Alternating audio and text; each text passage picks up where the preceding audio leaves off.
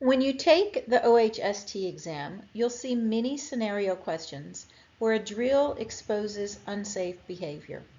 The test is really asking one thing: which corrective action actually changes behavior, not just reminds people? In this quick lesson, I'll show you the pattern that unlocks dozens of OHST questions. Drills aren't about checking a box. They're diagnostic tools designed to reveal gaps in how people actually respond under pressure. When a drill shows employees didn't take cover, didn't evacuate, or re-entered the building, that's a behavior gap, and behavior gaps require behavior-based solutions.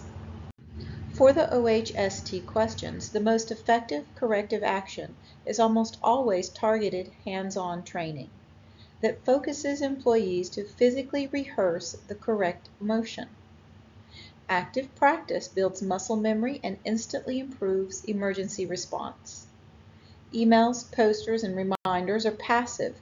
They rarely change behavior. The exam follows one consistent rhythm.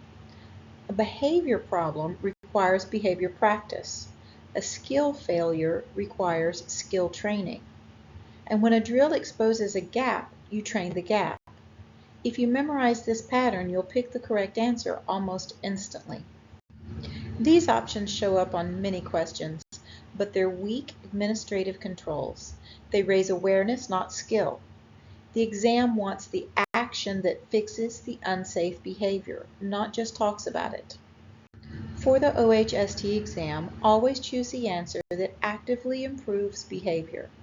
Hands-on, scenario-based practice is the most effective corrective action in nearly every drill-related question.